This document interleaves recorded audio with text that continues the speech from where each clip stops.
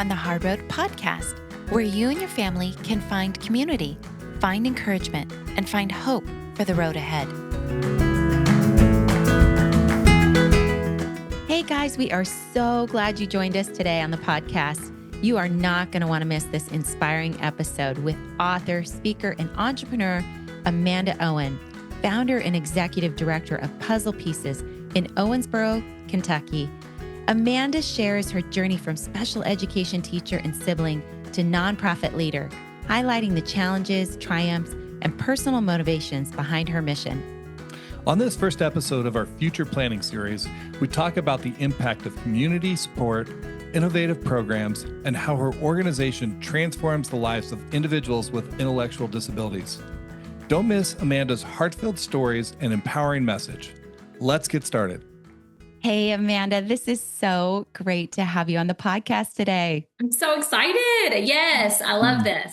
Yeah, this is great. We got a chance to meet with you a while back, and we were just so excited to have you on. You know, we'd love for our listeners to know a little bit about your story and kind of your journey. I'm Amanda. I'm from Owensboro, Kentucky. I am a wife. I'm a boy mom. I have 2 boys. But most people know me as like this crazy advocate in the space of those with disabilities. I have a brother with a very rare disability. He's older than I am, so he is 43. He was born with 4XY chromosome disability. So he was the 11th person in the United States to ever be born with his particular disability. Really growing up, this was before internet, this was before podcasting, this was before anything. And I remember, mom sharing stories with me that the doctor said, just leave him. That's what the other 10 before you all have done. Like he will matter nothing in life. He'll be a vegetable.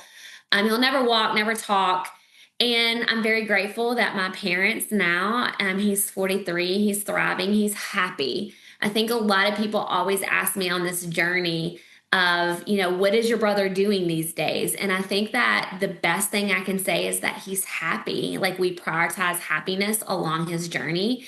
And really has led me to what I do today. Then I didn't think any other family lived the same journey we lived. Yeah. And I think new diagnosed families feel that way. Like it's an island and we're just solo on this island and everybody has a unique story. But just this journey alone, that's what I do now as a career, as an advocate in this space of sharing stories. It's to be relatable. It's to connect with other siblings. It's to connect with parents that are raising children because that's what I wanted my parents to have. I know that we're going to get further into that. But that's a little bit, most people know me from the girl from Kentucky with we're like known for Derby, the racing and bourbon and all the things. I mean, that's how we got connected. Your heart is our heart. We love everything you do. I mean, we're all about wrapping around the family here at Hope. We would love to hear the story of how you started Puzzle Pieces. Puzzle Pieces is like, it's already almost been 13 years since I started. So I was 28 years old. I went to school to be a special education teacher.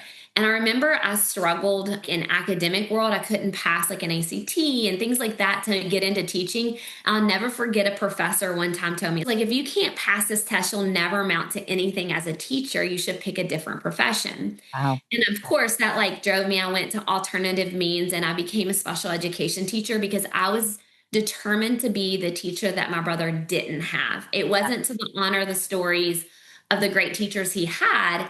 It was what stuck out the most was the experiences that my family went through of Nick's journey through school, of all the things that went wrong. Yeah. And I wish he would have had. So I wanted to be the teacher that provided everything to everyone that of what I wish my parents had, what I wish my brother had, and make that experience. And then when I became a teacher, I was like, I have no idea what I'm doing. Like no school and no brother can teach me what I was experiencing. And it was just a short 6 years that I taught. And in that time, I'll never forget like sitting across like IEP tables. I talk about this in a book that I wrote. People would break down crying and just be like, can you be their future? Like, can you make sure they're okay? Like there's nothing out there. I was the middle school teacher preparing them for life after high school. Yeah. And so in my hometown, there wasn't anything. And I knew that to be certain because my brother was living it in that real time. He had already graduated.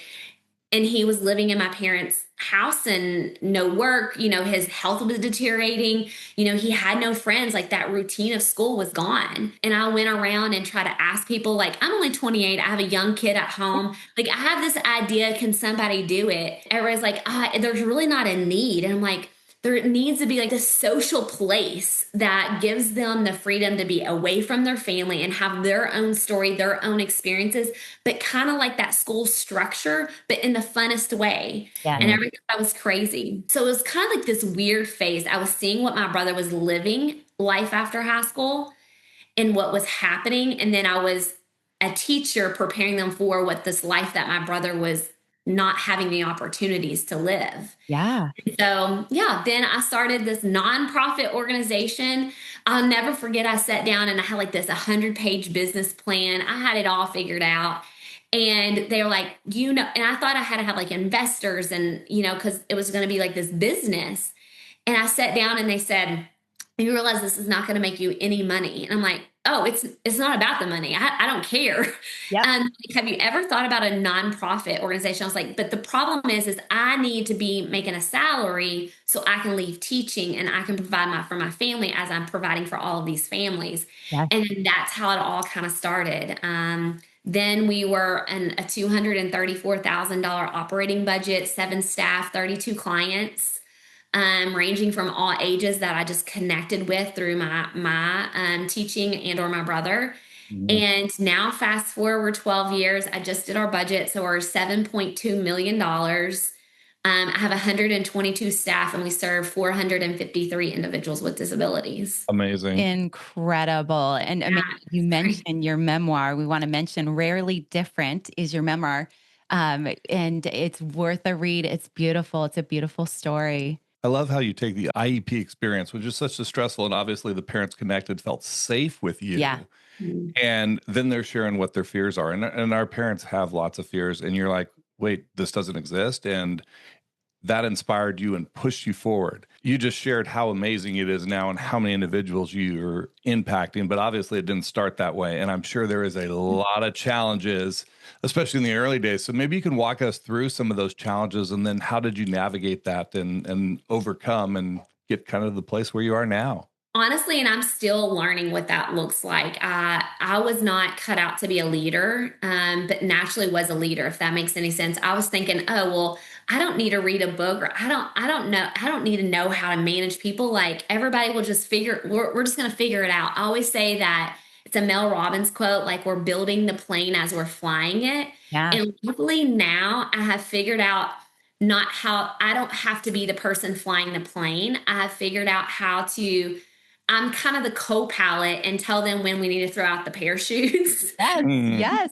So that has been the biggest struggle, providing the service and connecting to families and creating opportunities for those with disabilities. That was the easy part. The harder part was how do I duplicate my passion and my love and what I know to someone that has never experienced that of someone with a disability? And really, when I figured out that, I always thought like it has to be a parent or it has to be a family member.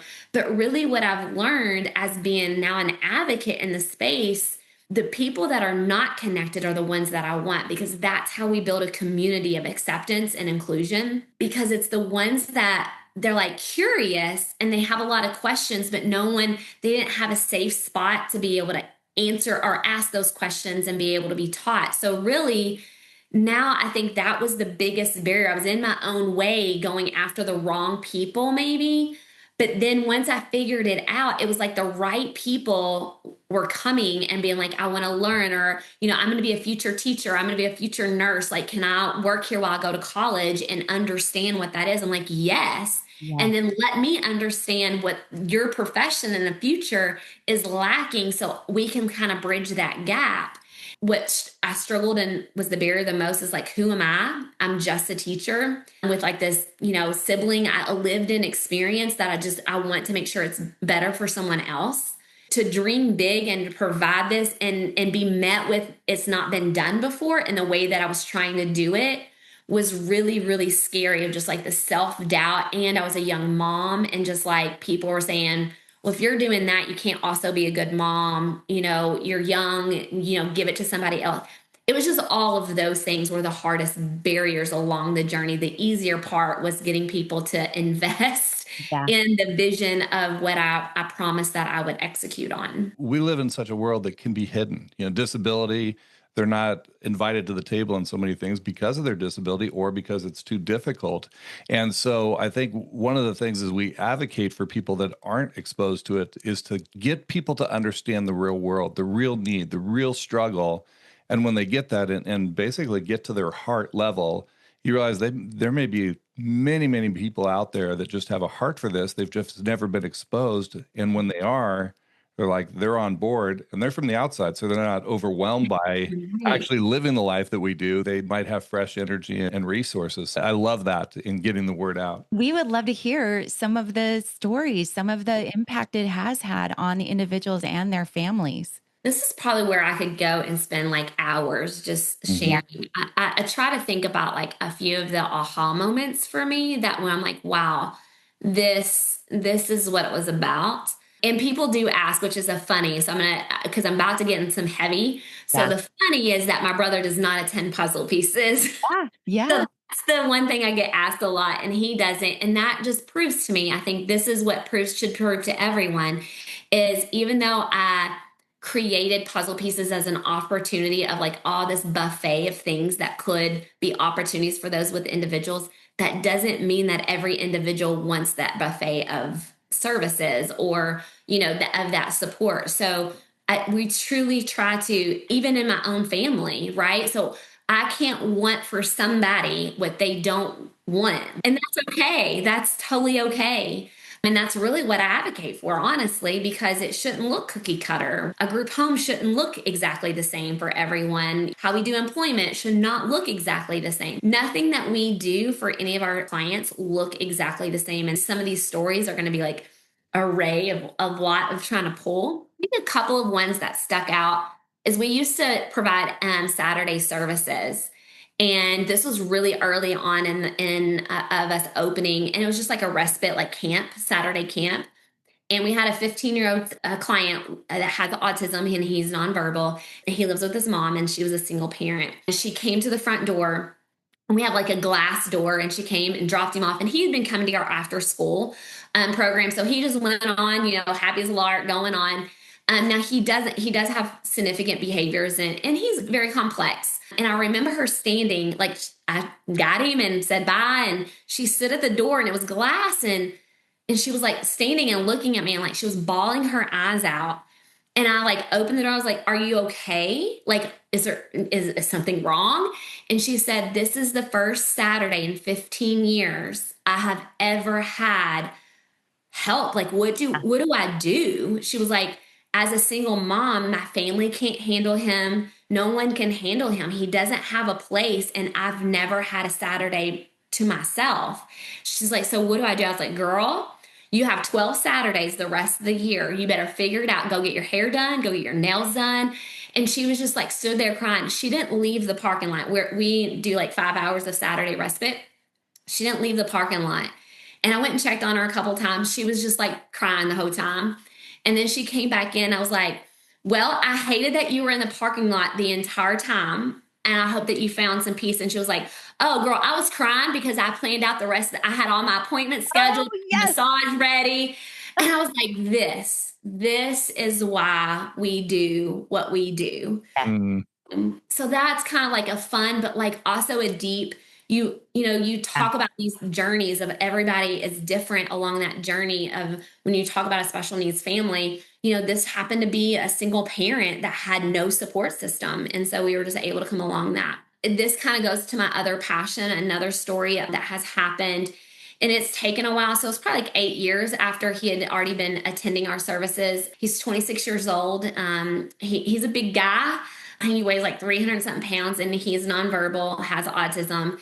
And he was kicked out of school. So he wasn't able to go to school after he was 16. They just could not handle him, and he had no means of communication. Mm. And so, because of his behaviors, a lot of his communication he couldn't access a lot of the therapies and things like that. And so it took us 8 years, but he has a form of communication. And for the first time, his family at Thanksgiving, she called on Thanksgiving to crying and saying, he sat down at the table and we were able to, all my nieces and nephews, all of our family was together. And for the first time in 26 years, he sat down. And I know that that's because y'all are practicing setting down with people, and he's not happy about it, but you're practicing that. So you gave my family a sense of, like, it was the biggest blessing we've ever had, because we've not been able to enjoy Thanksgiving out of fears of just kind of, like the pivots that we have to do and the sacrifices that we make. And so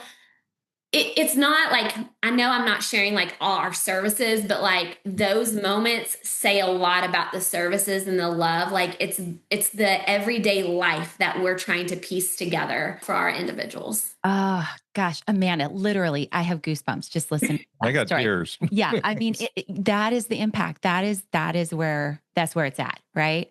And no, seriously, we would love for you to go ahead and share what it is Puzzle Pieces does. What are the programs? What are you guys up to? If we started out as, just a social community place, I wanted for them to like a kind of community hub and like go out into the world and go to the movies together and go to lunch and have something that when they're with their family, a story that family doesn't know. That's really important to me, because my brother, his whole life, he didn't have anything after he left school. He didn't have anything to share with our family that we didn't already know. And so I feel like that's part of our shared experiences of having communication and understanding that we have these lives outside of our family lives. And so that's really what Puzzle Pieces kind of started as. We grew that to a vocational training program. So with a supported employment. So we've now have placed 150 individuals with disabilities into the local workforce. Wow. It's competitive wages doing a job that any of us would do. We have ABA therapy. We have a targeted autism summer camp and after school program. We go into schools and provide services when the schools are struggling with supports. We do that so they can still be in school. I'm very passionate about being in school. I was this educator. And then we have a college program now that we just launched, where individuals with autism can go to college and we will supplement and support them while they're at college. Amazing. What else? Oh, we have residential living and we have family home providers. So we provide 24 hours of staffing for those homes. That's another story. Like whenever my mom was not happy about me opening up a house, like it would be a lot. It's a lot, a heavy load on me. And she was like, this is not where I would want, like, I don't want your brother to go into a group home. And group homes do get a bad name. I totally understand. Like that was we never wanted my brother to go into a group home. He would just come and live with me. And then when my parents, because we're a nonprofit, so I rally the troops to volunteer. And my parents was helping me move one of our clients. We were going to one of his group homes into now our group home. And when we walked into that group home and we saw the conditions in which he was living in, my mom broke down and she was like, now I get it. Now I understand why you have to be the one that, because if they don't have the family and they don't have the means, or that's where their family wants them to be out of support, the home has to be a home. It's just like a domino effect of all of these things that we're now able to do, and it keeps growing. You're doing services for the individuals, but the impacts the entire family in numerous ways. Most people probably don't realize how difficult a family get together at holidays are. People think a day off. For us, it's the hardest days of the year that we have when we get together as in some of these environments. So I love the fact and the stories that what you're doing with the individual impacts the entire family and they see it and notice it. Yeah, and creating a home. I mean, you can't beat that. That's incredible. That's incredible. Yeah. Well, and it sounds like your community has just really been a huge part of it. First off, educating the community, and then also the fact that they sound like they're embracing. You guys are going out and seeing this. Why don't you walk us through how that's all kind of taken place, the impact they've had, how they've invited it, and the awareness that you bring to the community and how that's paid dividends. I used to advocate in a way with my fist. I was suspended from school for beating up someone, and how they spoke, So I remember those, and I remember thinking I didn't teach anybody anything by doing that. And so like as I've gotten older, I have just learned that I am not trying to advocate to the extreme, like the extremists that like there's no turning their mindset at all. I'm not preaching at or being defensive within my sharing of the story. So really, I always tell my staff this. Every time you're out in the community, you are being a model and a teacher. You don't have to preach at them. You don't have to tell them this is how you do it.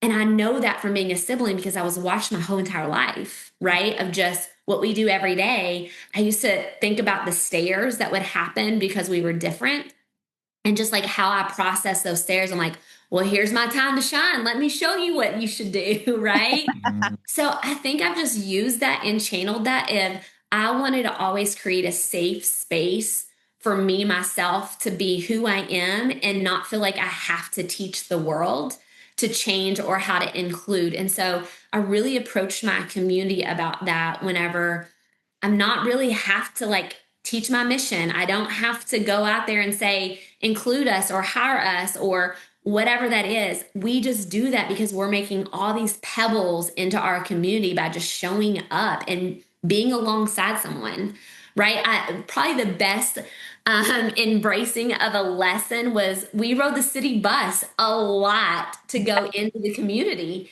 And that exposed not only our clients to real life situations, it exposed the community Mhm. to here we come, you know? And so I think now it's just a natural way.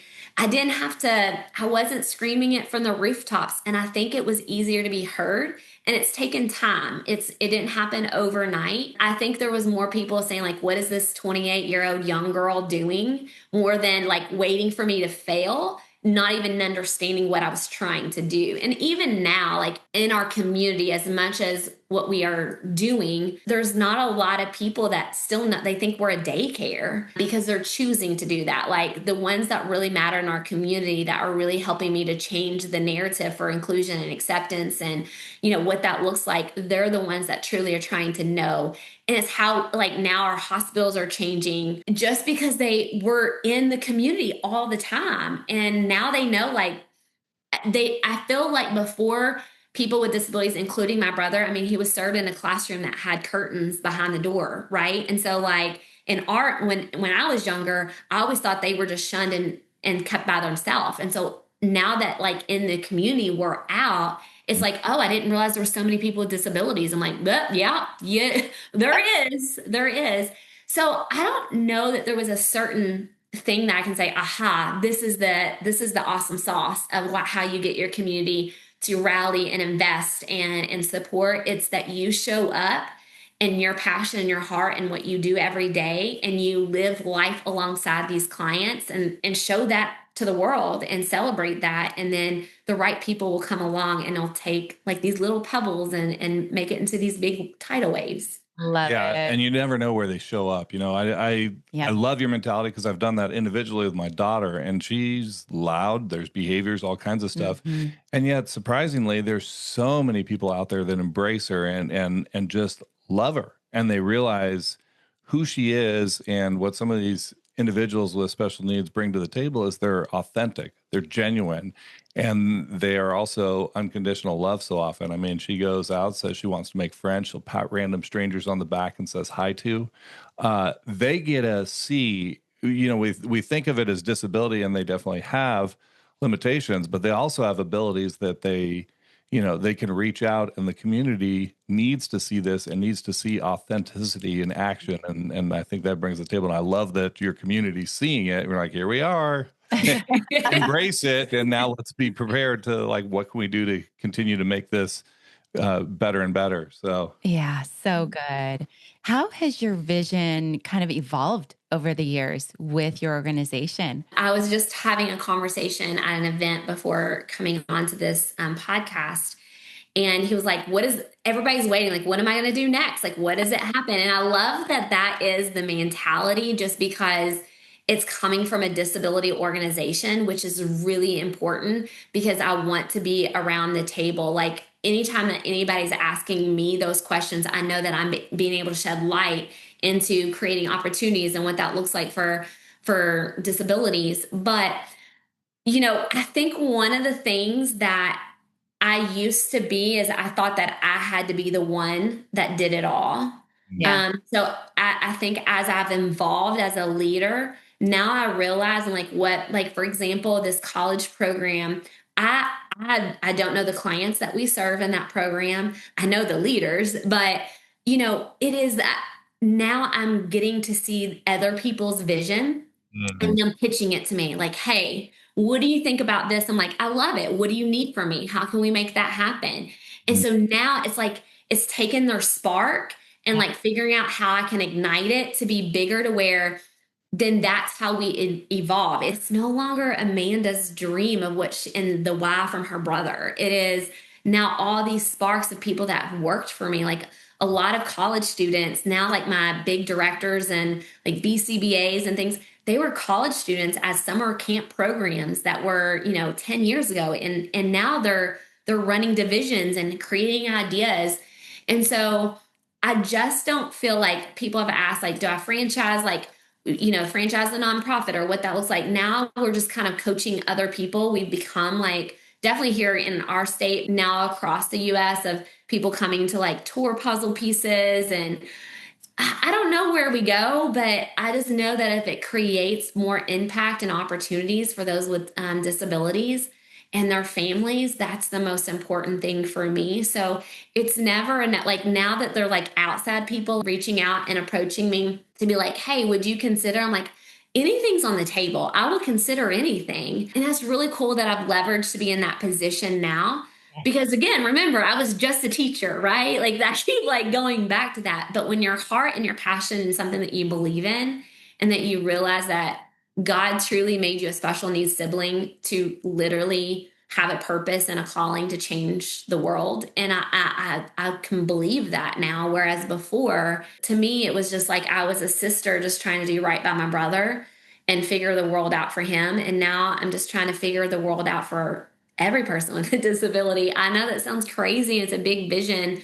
But I mean, what's the chances of I'm talking to you right now from California? And I know that you are doing a lot of things within y'all's nonprofit. So it's just crazy of how timing works and where it can evolve. And when you plant that seed, how it can grow. Yes. Well, we are in it with you, girl. Oh, absolutely. Incredible. It is so exciting. It really, really is. And I love to see the community buy-in.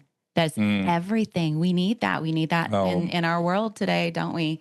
well, absolutely. And some of the things you're highlighting, who you are as a leader is very important. Being able to delegate, being able to empower, I think those, that are serving the individuals. Can you walk through how that's shaped you as a Yeah. person and how that mindset of empowering others to, like you said, have a spark and ignite that spark to impact more people, Mhm. how that's Yeah. evolved. It's awesome to hear. I think that has honestly, I used to look at leadership of like, I'm not a leader. Like I'm just a people person, and just trying to like figure it out. So I used to look at how I advocate for those with disabilities or create a service line for those with disabilities as just like a transaction. We need to do this. This is our budget line. And then what I started to realize, especially in a nonprofit world, I don't want people to donate, and we don't have this actually, which is crazy to me. I don't want my community to donate out of pity or out of, sometimes those that are really wealthy or have a nice home tend to give to the homeless, right? Like you tend to give out of what you feel like your abundance to, and so you're going to give to the less fortunate. I don't want those type of donations. I don't want people to give out of pity and like, oh, they're going to take care of those people. That's not my mentality. And that's really how I've had to change my mindset as a leader. And when I'm having conversations, and sometimes that means I have to do the hard part and say no. Like I have to say, I'm sorry, I don't want your donation. And that's like, as Wow. a nonprofit, you want everybody's money, right? But what I want and what I want to build and the leadership and the mindset to be able to do that is everything has to be a relationship. I want people to donate and sponsor or invest in our nonprofit out of the possibilities and the opportunities of what could happen. Mm. Because if they give, of like, wow, I want to give behind that, not out of this is where individuals with disabilities, and it took me a long time to shift that mindset to of our community, because it was like, oh, so good of you. You're so patient. You're so loving. You have a heart of gold. Here's some money. Help those people. And that is what I did not want. And now everybody is showing up differently because I kind of shared what my expectations were. When you live your core values out loud and when you're very transparent about that, I think it's contagious. I align with people that align with me. And then, great things happen, whether they're in the disability community or not. And that is where I think you all can relate to this as parents. And this is where I kind of look at things different. I am not trying to advocate in special education. I'm not trying to advocate in Special Olympics. I am not trying to be something in spaces where we're already providing something for those with disabilities. I needed to be a relationship person and a leader and in a business mindset around people that don't do anything for those with disabilities, that didn't know that the possibilities of what they could do if they come alongside us. I wanted to change the game for how colleges look at those with disabilities. I wanted to change the game of how the workforce looked at that population. I want to change the game of healthcare. Like, I'm very passionate about healthcare professionals and how they show up. But we don't do that if we're not in those spaces. So like me as a leader and how I empower and how I lock arms with people that share the same passions, but not in the way of those with disabilities, if that makes sense. Like, it's passionate and core values of doing something and being great at something, or, knowing your purpose, knowing your calling, but it might be something totally different, because if I get in your world, you're going to learn about my world. And then when you learn about my world, it's hard for you to turn the other way. That shift of perspective. And boy, don't we need that in all of those areas out there in the world where we want our family members to be living and thriving when they go to a medical appointment and that nurse, or better yet, the medical assistant first time comes in, and we just had this happen, and they want to slap that blood pressure cuff on and they want to get going in their time efficiency. And they've got to understand, hey, this individual has autism. They are sensory overwhelmed. Now we're going to have behaviors. Can we just take an extra minute? Can we talk in a quieter, slower tone? All those things, just empowering the community. And that's real advocacy. That's making a powerful change, Amanda. It really is. To see all those places different and for them to grow because of what we bring with disability into their world. And that they have to pivot and adjust, and to watch that growth mindset of them is a very powerful thing. Yeah. And I think sometimes when we, as advocates, it's hard to cross over. Like, my mom was never in this space to share. Like, it's been really awkward, honestly, for her to see me share so much. And she's okay with it. She actually still has not read the book because she's scared that I wrote something bad about our family. And I'm like, I don't think we realize that we are setting up ourselves to be unsuccessful in the individuals that we love to be unsuccessful, because we're so worried about making someone else uncomfortable. Whereas I feel like it should be the other way around.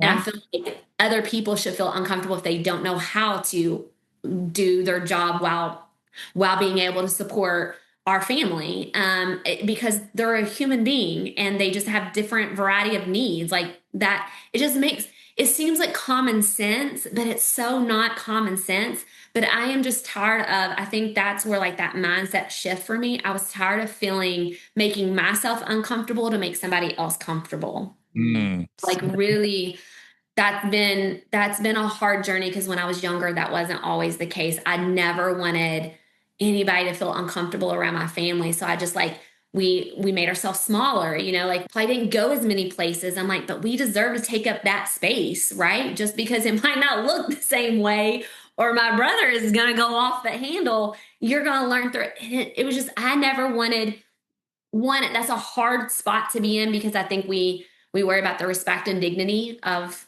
our loved ones. And that's really important to me. And I have this conversation with my staff all the time, is how do we honor and respect their dignity and their privacy and what that looks like, but also providing them with opportunities that they don't know of, the experiences that they would love, while also making us feel a little uncomfortable, to be able to push past other people's uncomfortableness. Having experienced future planning, both as a sibling and as a professional, what do you suggest for families that are seeking those resources and planning for the future of their adult children? So I'm actually going to be not professional about this at all. Yeah. So this is real and raw. I think that families, what I would want from, so I'm speaking from, it's getting real time for me. Like, as I see my parents age, it's really starting to hit home. Like, this could be sooner than what, like, when I was a kid, I'm like, yeah, Nick's gonna come live with me. Nick would always say, like, when mom and dad dies, I'm coming to move in. And it was just kind of like that joke. But now that, like, it's getting surreal, Yeah. like, I'm like, oh, I need more time. I need to learn this. I need to learn that. Like, I'm watching in a very much sharper lens and watching their life so I can pick up on every cue. And then now that, like, I've taken on the responsibility of being in the professional world of walking families through, like, them losing, loved ones and things like that, and us taking over their care, I don't care where your medical doctors are. That can be figured outable. Where your special needs trusts are, like your will, like, we tend to go check all those like, cross all those T's, dot all those I's. It needs to be done. It can be locked up in a binder somewhere, in iCloud, wherever. What I want a journal that is written to me, not knowing it was to me, and saying, how do you get him when, like, if he's going to not take his medicine, he needs milk. Like, he needs milk. He wants milk and not water. Like, or when I always put a smiley face with butter on the pancake. Like, that's the only way that they're going to eat that. Like, it's like one of the individuals we took over, and we could not get her to go to sleep. And I was willing to sleep in the bed with her. Like, how do I? And, she lost her mom. Like, she had no family knew. And we found somewhere that her favorite song was a Garth Brooks song. And that was what she meant to go to bed with. And so she listened to Garth Brooks every night. But that's not in any will. That's not in a special needs trust. That's not the doctor's list and all the medications. I encourage every family, when I get the opportunity to say this, I encourage every family to get a notebook.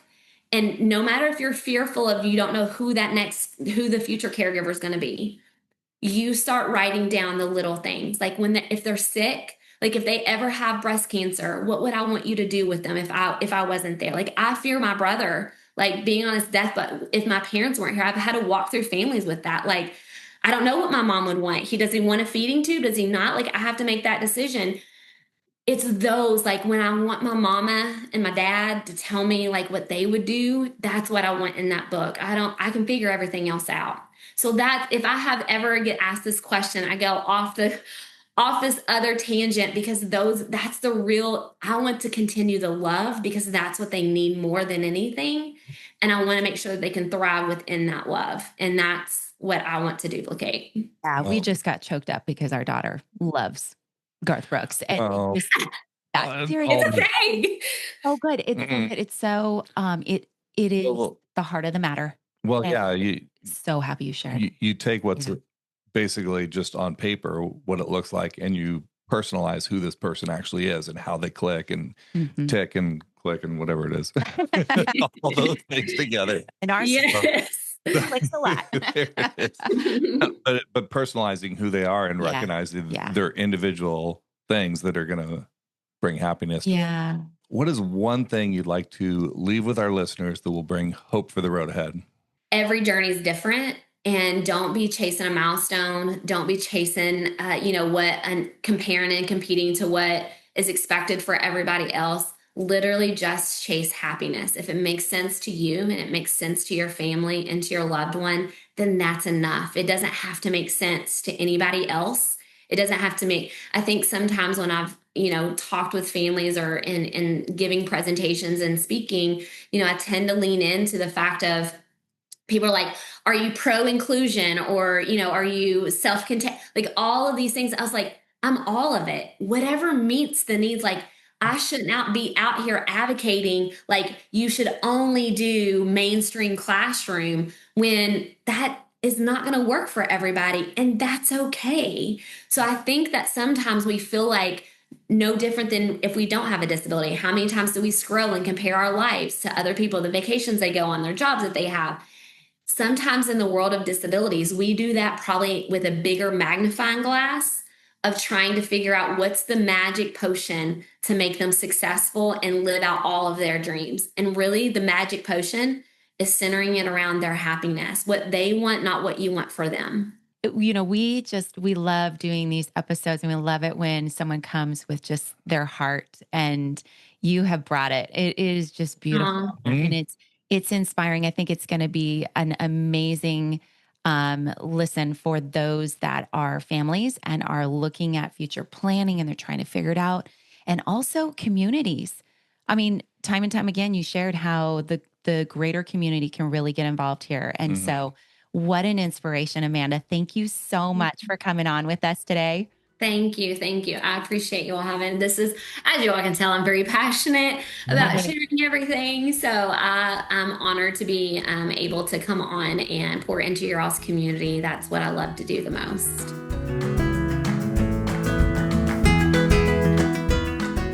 Check out the show notes to find resources and contact information for today's episode. Yeah, and if you like the podcast, please share it with others and be sure to follow us so you won't miss an episode. We love to hear from our listeners, so leave us a comment or rating and connect with us on social media or on our website at hopeonthehardroad.org.